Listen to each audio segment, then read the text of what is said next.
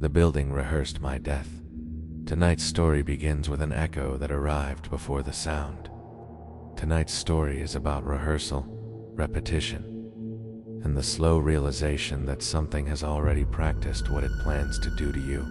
Let's begin. I moved into the building because it was cheap, it's quiet, and almost completely empty. The kind of place where footsteps sound like they belong to someone else entirely. The first night, I heard something fall in the apartment above me.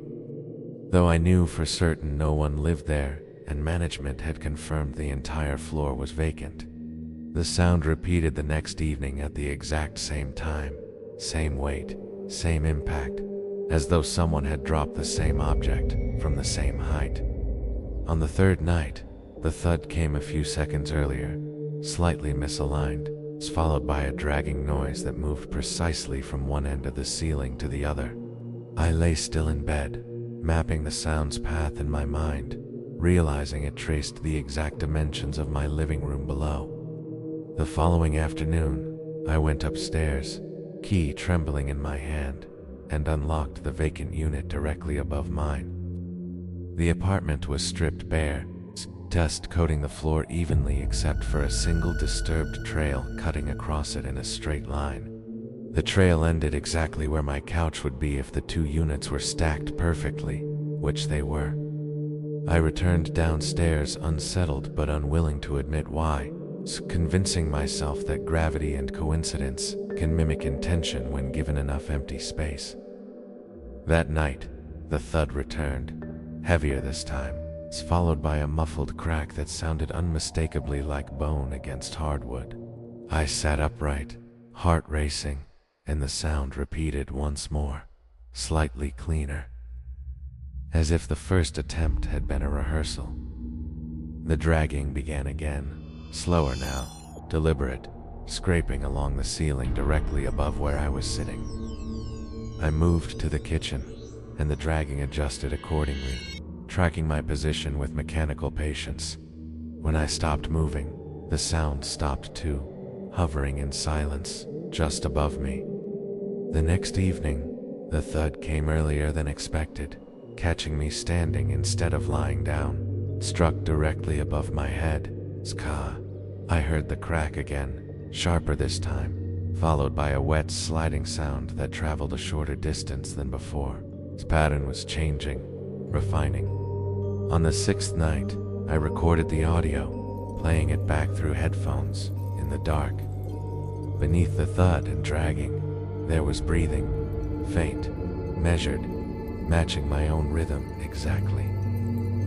I went upstairs again, this time arriving seconds before the usual time. I stood in the empty unit, staring at the dust-covered floor as the silence thickened unnaturally. Then I heard it, the thud, but it came from below, from my own apartment. I ran downstairs, lungs burning, fumbling the key in panic. The front door was open. Inside, the couch was overturned, the coffee table split, and a dark smear cut across the hardwood exactly where the dragging sound always ended. Smear led to the wall. The drywall was cracked at shoulder height, not randomly, precisely, as though something had struck it repeatedly until it found the correct angle. Above me, from the supposedly empty unit, came another thud. This one, softer, more accurate. I realized then the building was not haunted, it was practicing. Each night, adjusting height, timing, impact, trajectory, rehearsing the physics of my body against its structure, perfecting the fall, perfecting the drag, perfecting the crack. Tonight, I am standing directly beneath the center of the living room. The time is approaching. The air feels tense, like a stage waiting for its cue. Above me, I hear movement, careful, measured, confident, and for the first time, there is no hesitation in the sound at all. I found the script they wrote for me. Tonight's story begins with a piece of paper that should not exist. Tonight's story is about control, about performance, and about discovering your life has already been rehearsed. Let's begin. I found the script folded neatly inside my coat pocket. I do not remember putting it there. The paper was warm, as though it had been held recently, yet I had been alone all day. My name was written across the top in careful black ink, not just my first name, my full name. Below it were stage directions. They described the room I was standing in with perfect accuracy. The dim lamp in the corner, the cracked window, the way I shifted my weight when I read. The next line read, "He feels confusion, but continues reading." I stopped immediately. The line beneath it read, "He pauses here, thinking that stopping might change something." My chest tightened. The script detailed my hesitation, the exact rhythm of my breathing. It even described the faint hum coming from the hallway.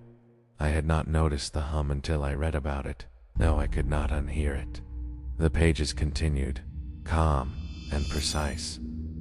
They outlined my childhood memories with subtle inaccuracies, small edits to events I clearly remembered.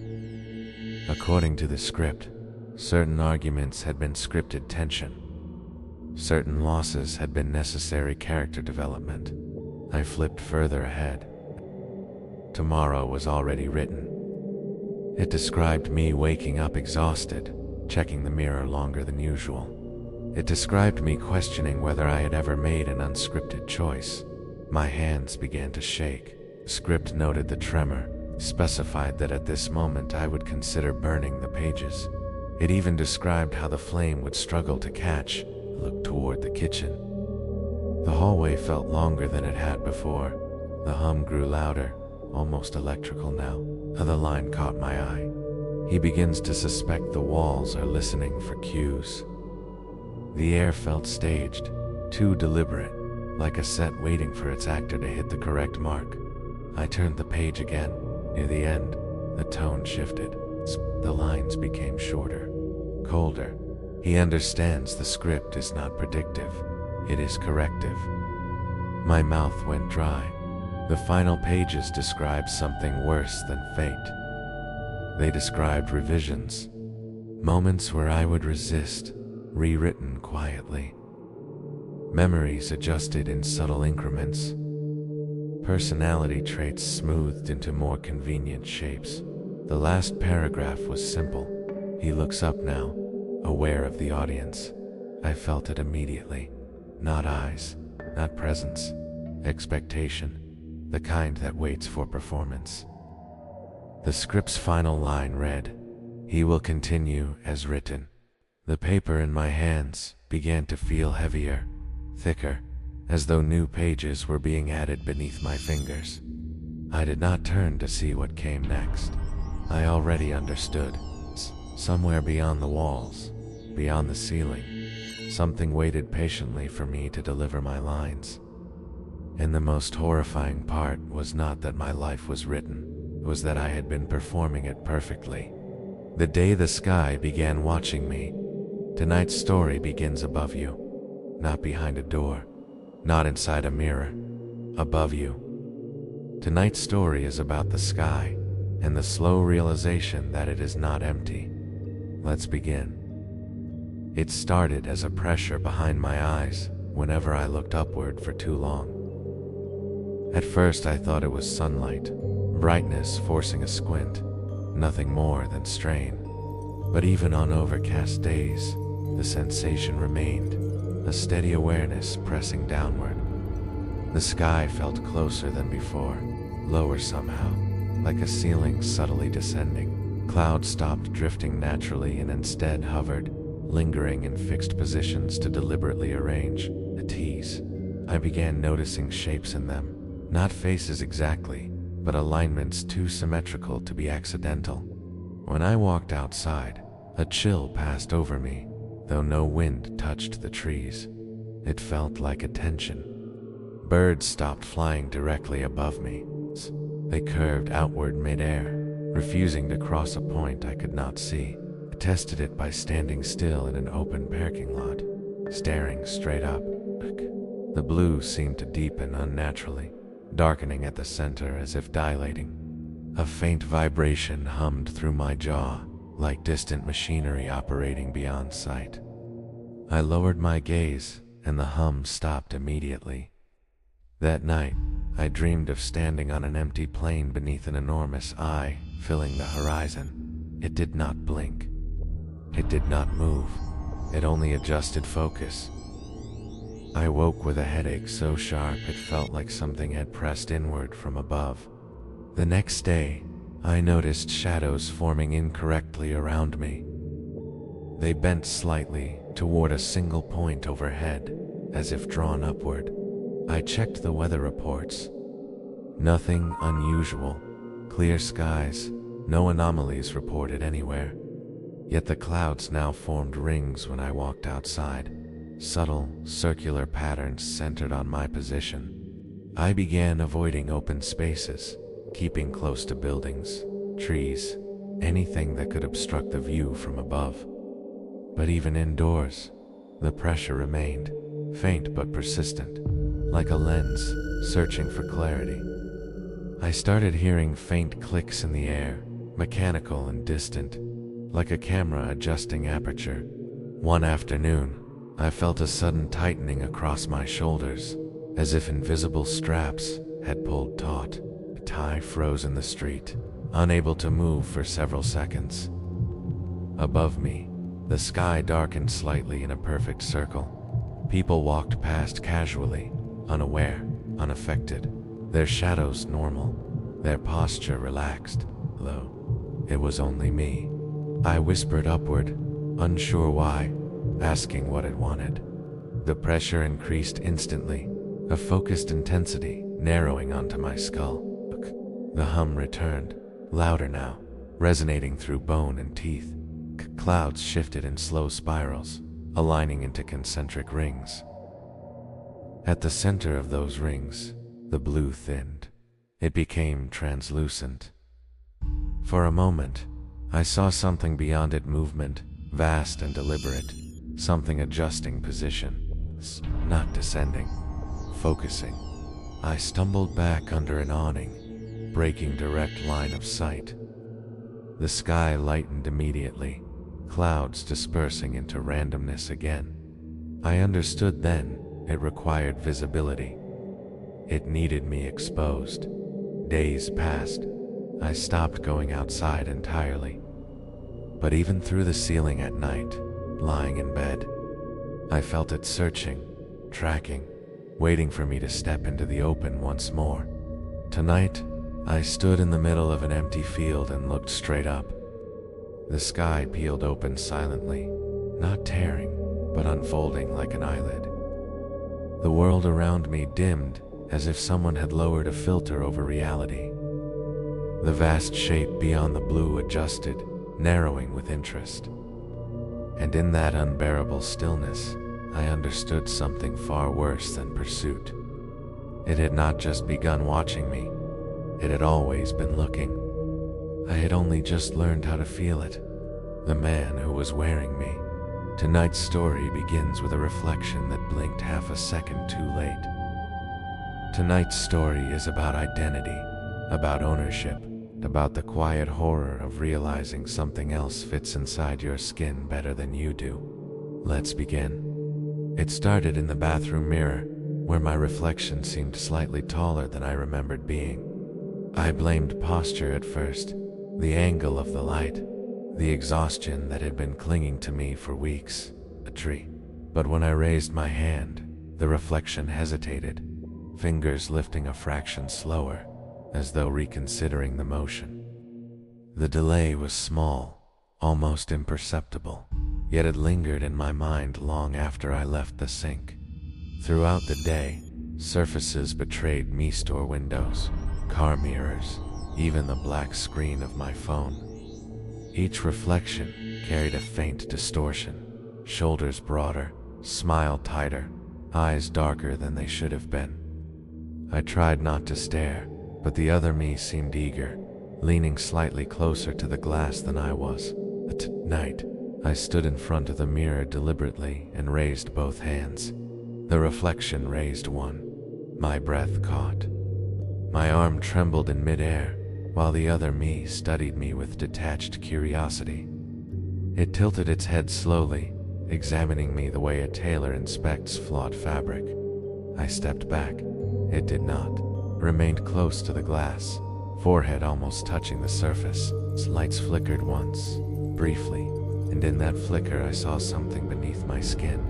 Muscles shifted unnaturally, like fingers pressing outward from inside my cheeks. I touched my face.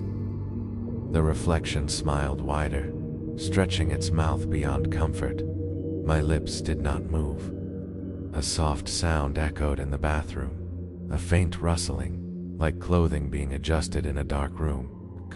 The reflection began smoothing its chest, tugging at invisible seams near the collarbone. I felt a sudden pressure along my shoulders, as if something inside me had shifted position. My spine tingled, a sensation like cold hands sliding upward beneath muscle and bone. The reflection exhaled deeply, fogging the mirror from the inside. Words formed in the condensation, almost ready. I stumbled back into the hallway. Every framed photograph along the wall showed me standing slightly wrong. In each image, my posture was too straight, smile too deliberate, eyes too alert. The version of me in the photographs was improving. That night, I dreamed of being folded carefully, like a coat placed over a chair. I woke unable to move, a weight pressing from within rather than above. My limbs felt occupied, joints stiff as if someone else were testing them from the inside. I forced myself upright and returned to the mirror. The reflection did not copy me anymore. It moved first. It adjusted its shoulders, rolled its neck, flexed fingers, as if breaking in new gloves. I felt every motion inside my own body a second later. Lay had reversed. The other me leaned forward and pressed its palm against the glass. My arm lifted involuntarily, hand rising to meet it from my side. The surface between us felt thinner than it should have been, like stretched plastic instead of solid mirror. I felt fingers interlocking with mine through the barrier. A tearing sensation spread across my chest. Not pain exactly, but displacement. The reflection stepped backward, and I stumbled forward without meaning to. For a moment, we were aligned perfectly, movement synchronized, breath matched, expression identical. Then it smiled with satisfaction, and I felt myself recede. My thoughts dulled, pushed backward into a narrow corner of awareness. I watched as my own hands adjusted my shirt, smoothed my hair, tested the stretch of my skin. The mirror now showed only one figure, confident and composed. It leaned closer and whispered softly, not to me, but to the world beyond the glass. He fits well, and somewhere behind my own eyes, folded neatly in darkness, I realized I was no longer the one being worn.